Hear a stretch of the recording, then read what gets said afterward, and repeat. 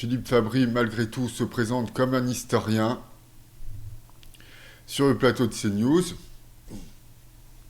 Alors effectivement, donc, il a fait une thèse dans un département ou avec l'appui d'un département dont l'intitulé est Histoire du droit.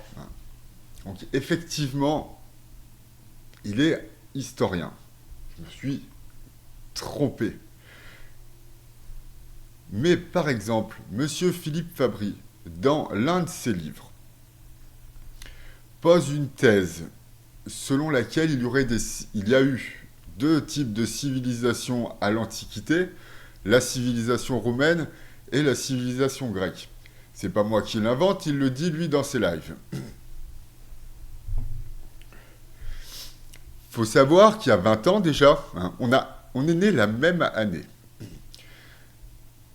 Il y a 20 ans déjà, moi j'étais inscrit en fac d'histoire. Et l'un des premiers trucs que nous a dit Monsieur Lamoine, c'est il n'y a pas de différence entre la société romaine et la société grecque.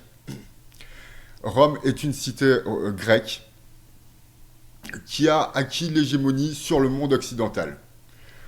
Alors, c'est l'avis de Monsieur Lamoine, c'est sans doute une question débattue au sein du monde universitaire, néanmoins, ce n'est pas un concept imaginé par Monsieur Fabry, puisque déjà, alors qu'il n'avait pas l'âge, de toute façon, de faire une thèse là-dessus, la question était au moins déjà débattue, et pour mon professeur, Monsieur Lamoine, la question était tranchée. Donc, Monsieur Fabry qui se la pète parce qu'il a écrit 800 pages de thèse, bon, moi je veux bien reconnaître que c'est bon, il n'y a pas de problème, vouloir donner absolument toujours des leçons, pas de bol, c'est la mauvaise personne, c'est quelqu'un qui a fréquenté le milieu universitaire, qui a beaucoup, qui fait plein de choses dans la vie.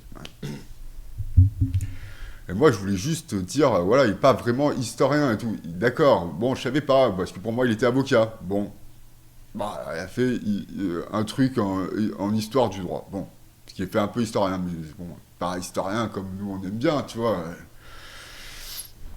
Pas historien comme Christopher Lann, peut-être, je sais pas, mais enfin bon, a priori bof quand même. Il n'est pas allé en fac de lettres, en fait. Et ça, par exemple, c'est vrai. C'est en fac de lettres.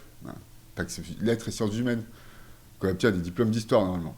Que le mec se la pète un max et se pose comme ça, alors que, un peu de l'esbrouf, sa thèse civilisation A, civilisation B, déjà, elle n'est pas de lui, et deux, bon, pour mon professeur à moi, la question, elle est réglée, quoi. Et c'était il y a 20 ans, et on a le même âge. Enfin, il y a plus de 20 ans maintenant. Deuxième bonhomme. Et alors là, putain, mais alors, waouh, la vache, parce que, bon, autant, avec Philippe Fabry, il y a une sorte d'entreprise charlatanesque, j'ai pas peur d'employer le mot, faut regarder la vérité en face, avec Linguisticae, là, il y a de l'incompétence globale générale, c'est pas une entreprise charlatanesque, là, c'est carrément une escroquerie en règle. Le mec te braque ton intelligence. Le second point noir dont je vous parlais, eh bien, c'est la catégorisation des parties du discours. En gros, c'est le fait de dire que tel mot est un nom, tel mot est un adjectif, tel mot est un verbe. Parce que... comment dire... Pour faire simple et pour être gentil, l'Académie française utilise, on va dire, une classification qui date d'avant les années 70. Dans la liste des catégories grammaticales, vous pourrez par exemple trouver les adjectifs possessifs. Mais ces adjectifs ne sont précisément pas des adjectifs, ce sont des déterminants, comme mon, ton, son, ma, ta, ça, etc. Les adjectifs, ils sont caractérisés comment? Eh bien, ils sont caractérisés par le fait qu'ils soient mobiles et optionnels, ce que ne sont précisément pas les déterminants. Donc là, ce sont des déterminants. Alors, les articles font partie des déterminants au même titre que les adjectifs possessifs, les adjectifs démonstratifs, etc. Et ça, c'est le Becherel de la langue française.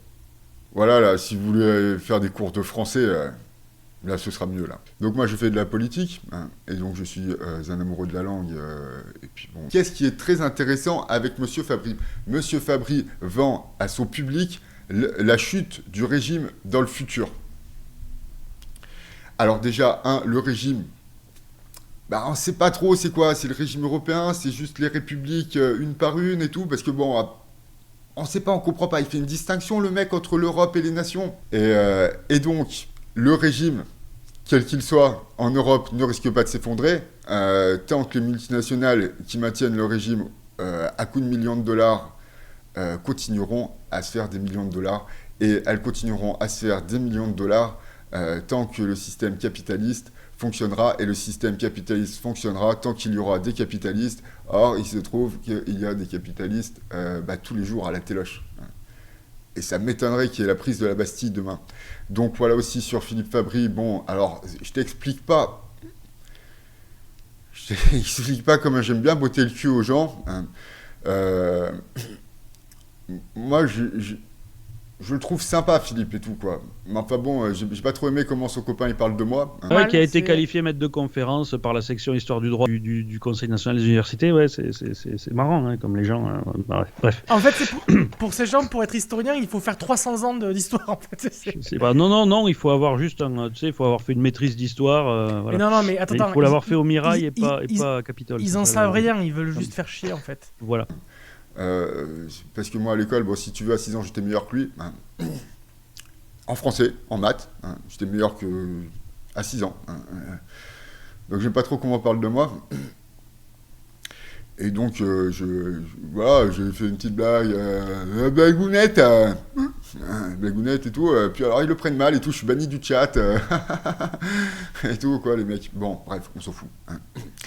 Allez, donc abonnez-vous, je fais de la politique et c'est moi le meilleur, aimez-vous les uns les autres, et surtout, au moins oui, d'accord, moi je veux bien et tout, je veux dire qu'on mette Philippe Fabry face à ses responsabilités, il prend un peu les gens pour des cons, et Linguistica, qui est un linguiste, qui connaît même pas du tout la langue française, mais alors pas du tout, et oh, ça suffit les charlots sur YouTube.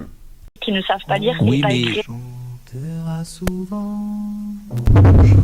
Mais ta gueule! On jouera tous les deux comme des amoureux. On s'embrassera comme deux amoureux. On se promènera dans les bois pour voir la rivière où coulent nos rivières. Ferme ta gueule, Thomas, déjà ce sera bien et tout, quoi. Franchement, ferme ta gueule. Ma manette de Xbox, c'est le monde sensible. Ce qui m'est immédiatement est accessible. Mon message est d'utilité publique. Point. Ce sont pas des gentils, les mecs. Dire, pour moi, c'est un méchant. Point.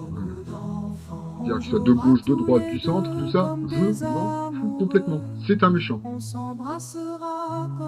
Pour l'instant, c'est un sans faute en prédiction politique. C'est vraiment très très malhonnête de dire que c'est pas la même chose.